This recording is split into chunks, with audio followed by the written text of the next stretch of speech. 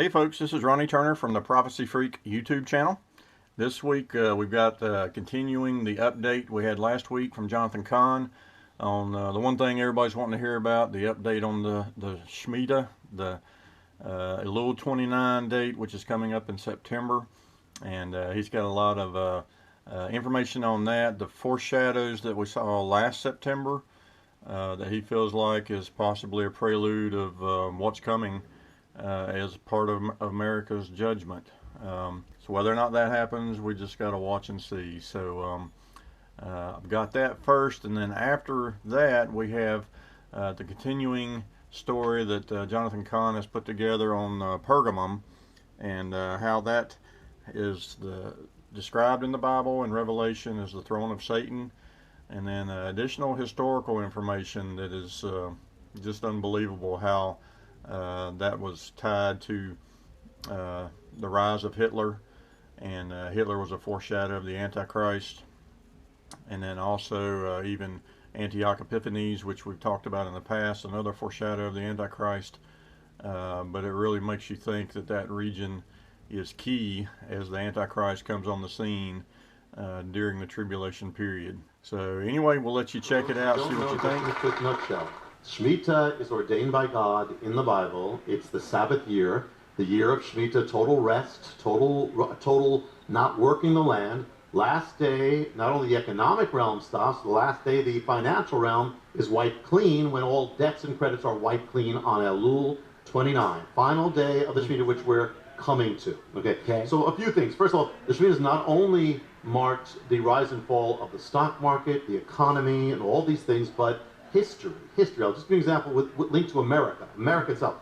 Key years of the Shemita and America. Okay. 1917 is the beginning of America's rise to superpower as it enters the First World War, emerges as the greatest creditor nation on earth, the head of nations. Begins that way. 1930 is the peak of the Great Depression, the crashing in America. 1945 is the peak of the Second World War, and America rises as the superpower, beginning of the American age, world, everything we've known, all the Cold War, all that.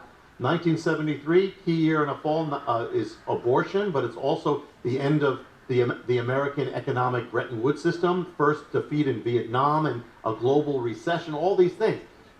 2001 is 9/11, at the peak, at the very peak of the Shemitah. The Shemitah is reaching its peak week, which we would be heading to in September. As it gets that wipeout week, that's when 9/11 takes place. And 9/11 causes the crash of Wall Street on the exact day. So even 9/11 is part of that. So we've seen this link to not only economies, but the rise and fall of nations. And we are already aware, we're already concerned, we have it in our spirit that there's something coming with America. And one of the things in the book, it mentions that the last 40 years, there have been 5 major collapses or long-term collapses of the stock market. So and they all happen in the year of the Shemitah, every one of them. But it's even more than that, because what's not mentioned, 1994, it's not the stock market, it's the bond market, which you're talking about right now, which is on the verge. That's the greatest, called the Great Bond Market Massacre, is the Shemitah of 1994. And 1967, another Shemitah, or 66, is called the Forgotten Collapse. So just starting from now, just not 40 years, 50 years, you have 7 collapses on every single Shemitah is a collapse. There's not one. There's 7 Shemitah since 1966. Things. So that's what we're dealing with right now. And as it's approached the last 2, it's gotten mind-bogglingly. How do I say that as an adjective? Mind-bogglingly exact. Come on. So on the exact day, once in 7 years, the greatest crash is 2001, 2008, on the day of the Shemitah. So that's where we're going. Now, it increases. One thing is it increases when there's debt, when the debt increases. But also, I believe, as the nation heads to judgment, if anything, we have gone much farther racing towards judgment now than we were even with 9/11. So we have that. Now, the question is, has anything happened that could be a sign of what's coming? In the last Shemitah, the pattern is that the dramatic part generally happens at the end, not the beginning. The beginning, I've said this from the beginning, when it comes in, it often comes in without even being noticed. But at the end, that's when you have the wipeout day. So that's the pattern of the last 2. It happens, that crash happens at the very end. So, but the last Shemitah, when it began, 2007, when it began, there was a foreshadow, actually two at the beginning, of what would happen at the end. Something that happened, and then it just happened, and then there was no more. And then suddenly at the end, it comes massive. In 2007, first of all, the stock market that had been rising for years begins to fall. Begins slowly. But then by the end, it just collapses off the cliff. The other thing that happens on the opening day of the Shemita in 2007, you have the first bank collapse on that day. Now, then after that, you don't have a lot, but then suddenly at the end of the Shemita, everything collapses. But it's like a foreshadow at the beginning. Could there have been foreshadows at the beginning of this one? Well, here's what happened. In the very first week of, well, actually, at the end of September, last September, the stock market suddenly goes crazy and went crazy for a month. I don't know if you followed it. Yes. Everything went crazy for a month. I mean, it was just reeling and reeling. Well, when did it begin? It began on the opening week of the Shemita. The greatest crash, the greatest crash of that shaking was the opening day of the Shemita. So that happened for a month. It happened for a month, but it began with the Shemita. That's the first thing. Second thing, the Bible speaks of pestilence or plague can be a sign of judgment or the shaking of a nation. We know about Ebola. We had a scare. We had the very first manifestation of Ebola happened on September 25th. September 25th was the opening day of the Shemita. You've got the collapsing of Wall Street. You've got the first sign of Ebola on the day, on the opening day. You had an earthquake take place. Over 6 on the Richter scale struck America. When? On September 25th, the same opening day of the Shemita. A shaking. Another thing could be a foreshadow of what happens at the end. And then, this is not even to talk about the 7th calf. The two that happened on the exact same September 25th. Everything happened on that opening day of the Shemita. Wow. On top of that, the first week of the Shemita, America is dethroned as the #1 nuclear power in the world by Russia. First week, Shemita means fall, rising and falling of nations. Second week of the Shemita, what happens? Second week, 140-year age of America being the strongest economic power on earth. 1871 comes to its end, the second week of the Shemita, when America falls, the American age ends. China we are now #2, not #1 anymore. The age of 140 years ended with the Shemita. The other thing happens that in the first weeks of the Shemita, the Supreme Court decides not to defend marriage. What that results in, at the beginning of the year, only a small minority of states had ended the biblical definition of marriage. It was in the teens, and when the Shemita began. Just by what happened at the beginning of the Shemita can mean the fall. When they did that, what happens is, just the next few months was the greatest moral transformation legal in America. And what happens is, in those few months, it goes from teens to now where there are only 13 left that have not had the definition of marriage struck down. That's massive. Began with the Shemita, began with the same thing. And now we're heading to a climax here with the Supreme Court. Now, I was listening to a believer, actually talking to Rick Wiles. I was watching the show last night of Rick. We had Rick Wiles. I was on his show. Actually, it was one of the first shows I went on was Rick Wiles. Really? I didn't know who he was, but I went down to Florida. Rick Wiles, I was listening to a believer on there, an African-American woman, a believer since she was a child. And she's sharing a vision, but she didn't originally know about the Shemita. She didn't know about it at the beginning. And she said that what she heard from God was, without knowing these things, death to finances she got. Death to finances. She saw a clock hanging over the supermarkets right near midnight, as if the supermarkets would be like a famine in the land, without knowing that. She said she was told to prepare and that we need to prepare. But the interesting thing is, what she was told without knowing about these things we're talking about initially, it said, finish your preparation by the summer of 2015. She knew nothing about that originally about the Shemita. Summer of 2015, as we get closer. Something that Hubie, I don't know if he shared it, but sometimes when he shares with me and he gives me a word, yes. Sometimes he mentions the word famine coming. This is before, years ago. It says when this comes and when this is coming. This is just a setup, but I want to say one thing here. Because we're going to talk about the days that are coming, the harbingers, where we are leading to as we approach Elul 29, the whole thing. And the Jubilee. But one thing, I just want to say one thing, and I have a teaching on there because I believe we need this.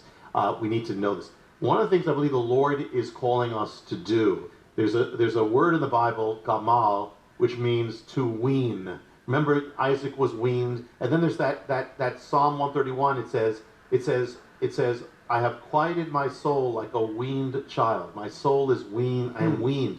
And what that means is the child who is dependent on its mother's milk, and then suddenly is weaned away from that, and then it's no longer dependent. Well, one of the things I believe God is calling to us is that this is a time to get weaned from our attachments in the world. Weaned, that means spiritually, physically, in other ways. Wow. Elijah lived in the time of famine, and yet he was separated. He was unplugged from the world, and he was plugged totally into God, and God kept him. So what I believe God is calling us is to, number one, wean our souls from our attachments, from all these systems, all these things. Wean it, get away from these things, whatever it is, whatever the attachment is, the addiction is, the entanglement is, whatever that is, wean. Mystery of Pergamum last time we were here, and you were saying that in the green room after the show that there is more to this mystery, Zach, but I haven't quite finished it yet. And I'm wondering right now, have you finished it? Is there more to that mystery you can share? Yes. But I'll share one thing. Now this, I gotta warn you here. You know, this is going to be very heavy. Okay. Okay. This is the kind of but it's deep. It's showing how real the Bible is, how real God is, how real the enemy is. So there's a theme here today in the spirit. Started with you being up there fighting the good fight. There's a theme here that God is weaving. But this would only I'm sure I would only share this on the Jim Baker show. I mean, I say it for real. I don't think, because this is so deep and so kind of heavy. So, but faint of heart, you got to kind of turn away. But this is the reality of the Bible, how real this is. So let me share one thing here now. Take your liberty. Let's okay. This I'll call I believe it's in that set as the dark angel's sacrifice. But this is the mystery of Pergamum in the next part. Okay. Now let me just backtrack. We shared about the mystery of Pergamum. It begins on the Temple Mount. It's actually ultimately linked to the end times, when a man named Antiochus desecrates the temple by setting up an idol. This is the first abomination, desolation.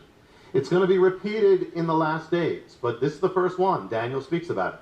He sets up an altar of Zeus over the altar, or the idol of Zeus over the altar of God, converts God's altar, holy altar, into an altar of Zeus.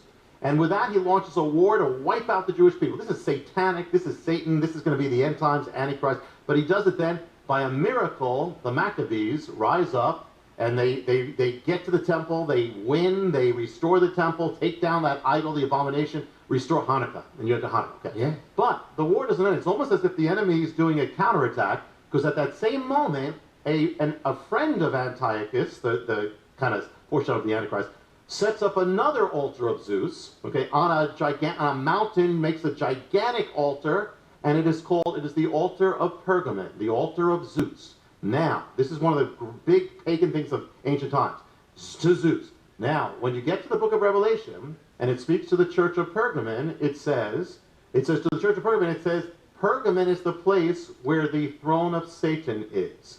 It says where Satan dwells. And what was in Pergamum was the altar of Zeus. Now remember, we spoke about behind all the gods, they're just mass, behind it all is Satan. Behind all this stuff is Satan. So you have this place called the throne, the altar of Zeus, the altar of Pergamum, throne of Satan. Now I'm just going to kind of move it to where we are. All right. Christianity comes to the Roman Empire. Ultimately, that altar is abandoned, fades away, goes into the dust, gone, dormant. The throne of Satan, dormant. 2,000 years. But in the 19th century, a man uncovers this throne of Satan, and he starts sending the pieces back to his homeland.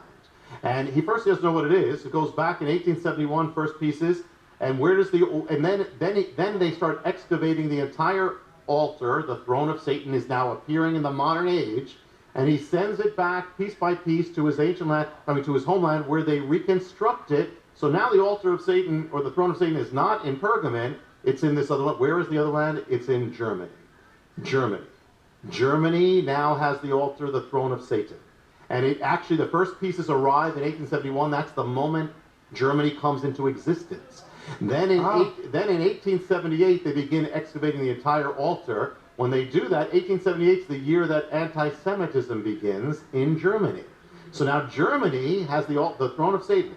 And now they finally complete the altar in the year 1889 in Berlin. Is now the throne of Satan in Berlin is completed. That same year, a baby is born in a Germanic land whose name is Adolf Hitler, in the year that the altar comes. And so therefore, now I'm kind of backtracking, but now what happens is Germany is going to be at the center of the first global destruction of in the world. The First World War is going to be centered on Berlin, which has the altar of Satan. Oh. When that altar, actually, let me say one more thing about this baby, is that there's a day in the Hebrew calendar that the rabbis calculate is the first day that there was an attempt to annihilate the Jewish people. The day that Pharaoh charged after the Israelites and to wipe them out of the Red Sea. That date they date is Nisan 19, as the first attempted annihilation of Jewish people. That Nisan 19 is the Hebrew day that Hitler was born. So not only he's born the year of the altar, of the Satan, but then that. So all right, so World War I, I'm not even going, there's so much to go into, but say World War I, destruction. Well, after the war, after that destruction, the altar is still there in Berlin. What happens is the next evil comes from Germany. What happens is the Nazis begin to rise. And it's like a drama of watching when the Nazis are making their way to Berlin, where the altar is. In 1930, the altar is opened up to the public. 1930. That year, the Nazi Party goes from being the smallest political party in Germany to the number 2. It wins the elections, enters the Reichstag. They start going to power. Within 3 years, Hitler becomes Chancellor of Germany. Within 4 years, he is dictator. And so now Hitler, the baby, born with the altar, is now with the altar in Berlin. Now the Nazis have possession of the throne of Satan. I mean, this is like Indiana Jones, except it's real. I mean, This is real. And so the Nazis have possession of the throne of Satan, the altar of Pergamon. And so it's almost like, but what happens is, it's like Germany is going to become possessed. The entire nation is going to become, in a sense, possessed. And so one of the things the first thing that what Hitler does is he says, I want a platform so I can speak to Germany, I can speak to the world. So he appoints his architect, Albert Speer, to build him a platform to spew his venom. So the Albert Speer happened to have visited the altar of Pergamon in Berlin. So he gets the idea, I'm going to build the platform of Hitler as a recreation of the altar of Pergamon, the throne of Satan. So when you see Hitler speaking at those great massive it's in Nuremberg. When you see all the torchlights and all that, that's all around this massive reproduction of the altar of Pergamon. And so when Hitler is railing off and speaking, it's on top of the altar, the throne of Satan. I mean, how exact is that? On that, and what is the enemy's goal? Well, one of the major goal of the enemy is to wipe out the Jewish people, just like he tried by putting that altar of Zeus on the Temple Mount, which is a foreshadow of the abomination in the last days. Yes. So now what happens is, it's the throne of Satan. Well, on a throne, a king speaks. So on that throne, the enemy speaks through Hitler. And then from a throne, a king rules. So from that throne comes laws. What happens is, from that same city, at the same time of that gathering, when Hitler's on that podium, and at that same time, they come up with the Nuremberg laws. The Nuremberg laws are the beginning of the Holocaust. And it's in Nuremberg during the rally around that altar that Hitler for the first time says the word final solution. Happens there on the altar of Satan, or the throne of Satan. But now we go deeper, if you get deeper. This altar, the throne of Satan is not just a throne, it is an altar. What is an altar? An altar requires blood. An altar requires a sacrifice. An altar requires something be lifted up that way. So the first thing, what begins from that place is the beginning of the Holocaust. The Holocaust is not just a death, a sacrifice. It is the altar of Zeus was an altar of burnt offerings.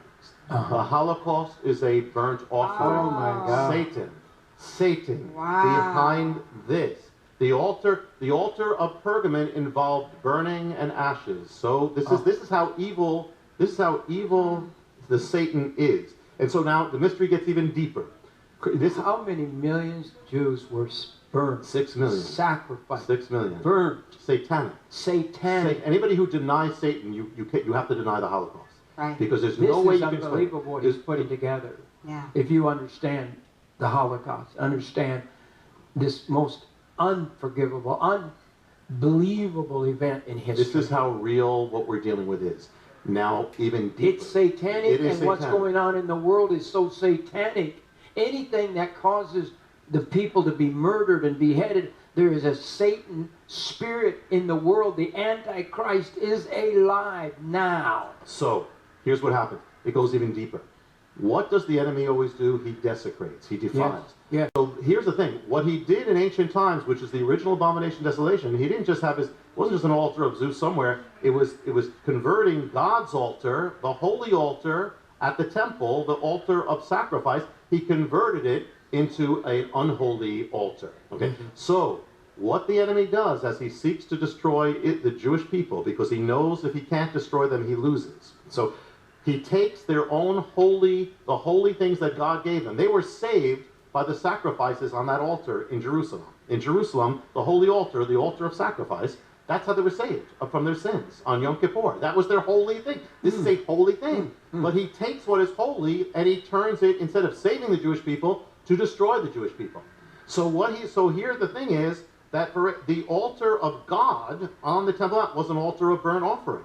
And the thing is that, so the holiest day, actually, Yom Kippur involves the scapegoat. You put your sins on the scapegoat.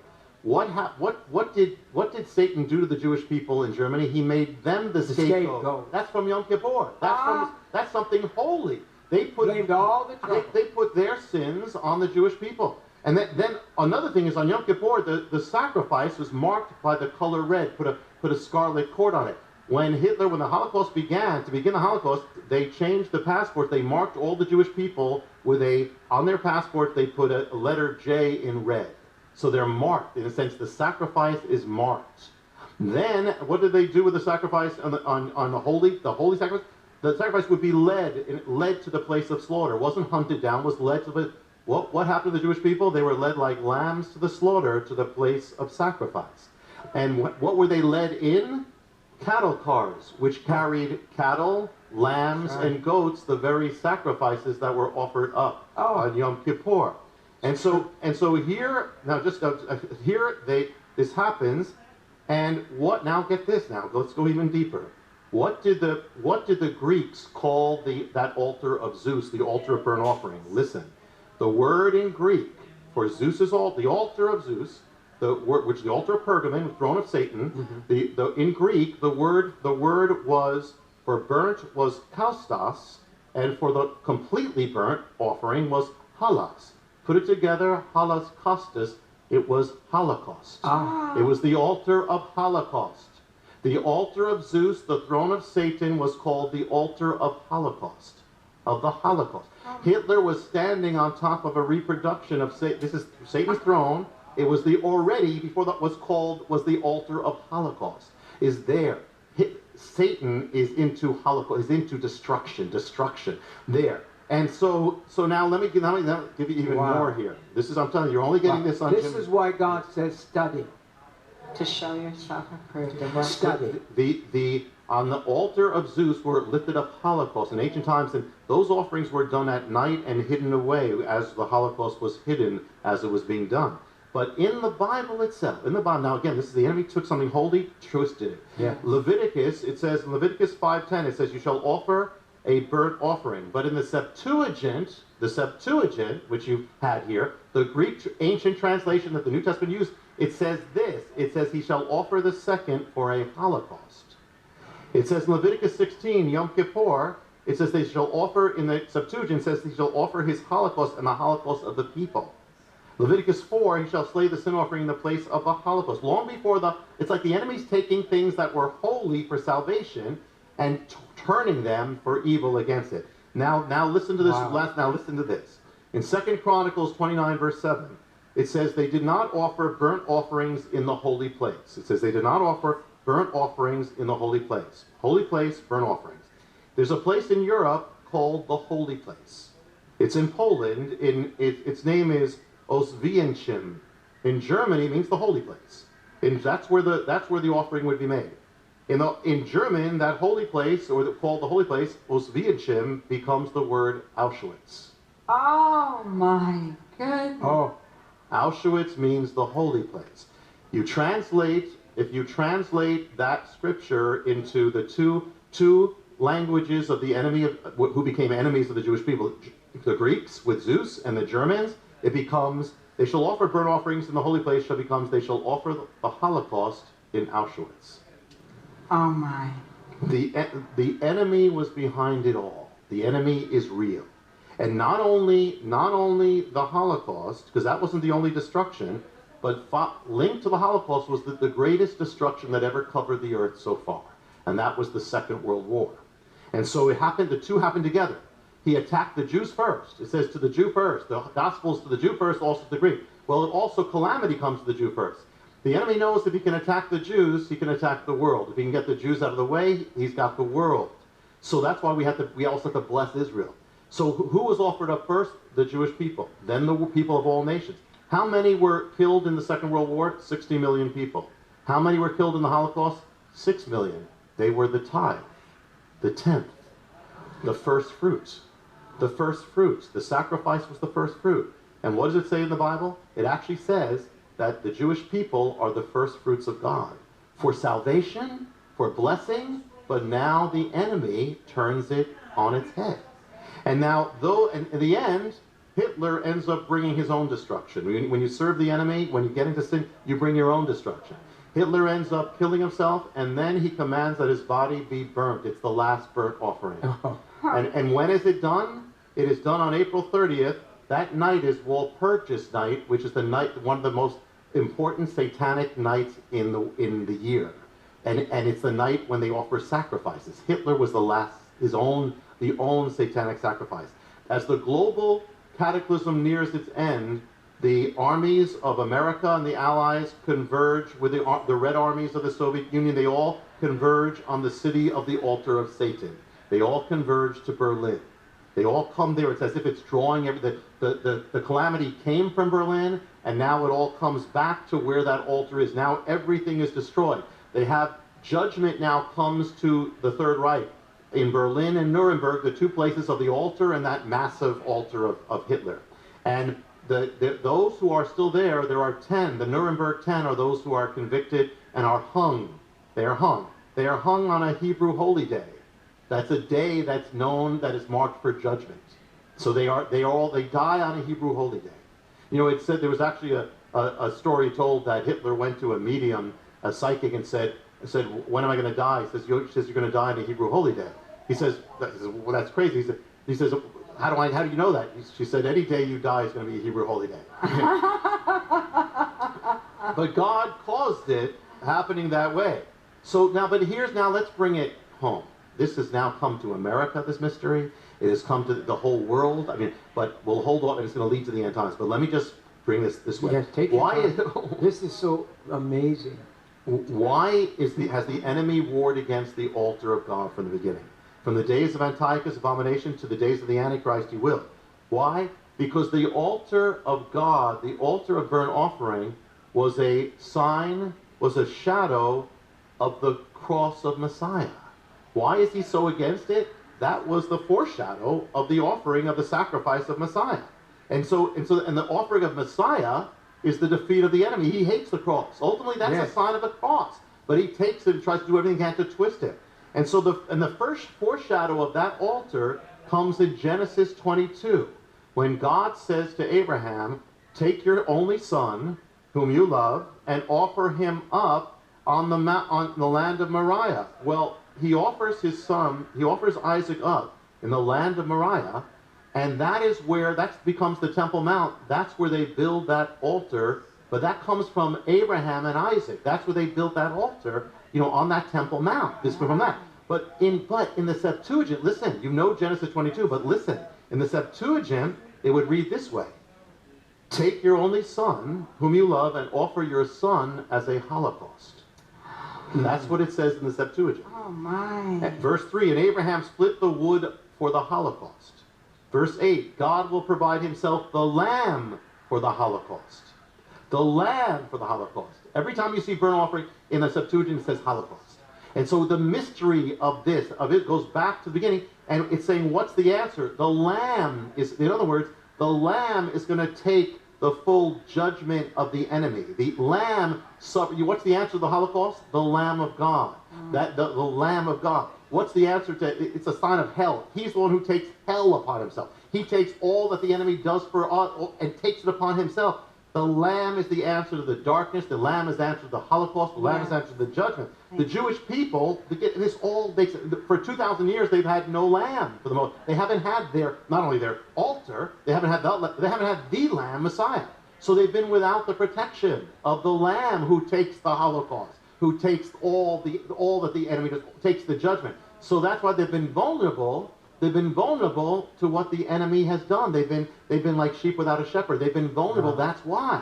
And so, because if either he takes your hell or you bear it. But he takes so the Jewish people for 2,000 years, the enemy is furious to destroy them. The Bible likens the enemy to a wolf. Among them. And the Jewish people are spoken of as a sheep without a shepherd. Well, here's one more thing about it. Adolf Hitler is born. The name Adolf means the wolf.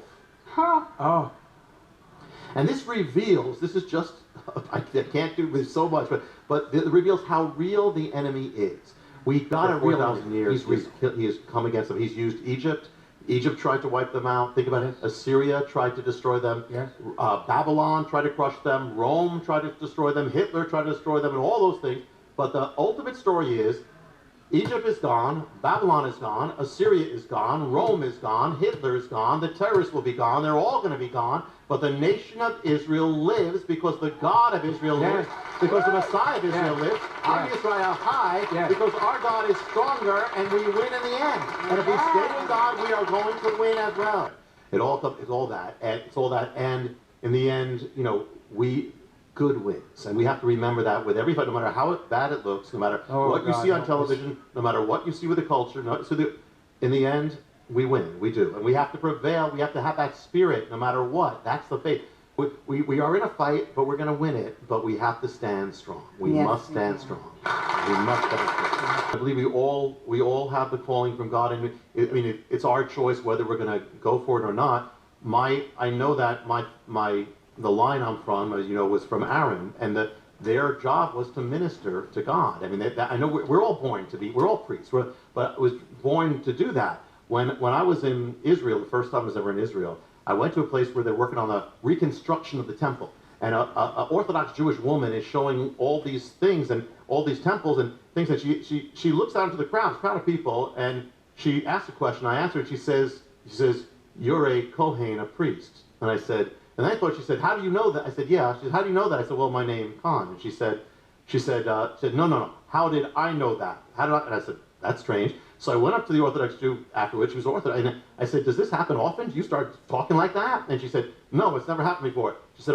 "She want to know, are you with them? Are you a believer in Jesus?" Basically. I said, "Yeah." And she walked away from me. Said, "I'm very disturbed," and walked away, because whatever came upon her, if Jesus is not the Messiah, then it couldn't have been a spirit from God. But if it was a spirit from God, Jesus must be the Messiah. He wouldn't identify somebody as a priest, So I know that what I'm doing is what I'm supposed to be doing. And God is. That's all we got for this week. So I hope y'all have a great week, and we'll see you again next time.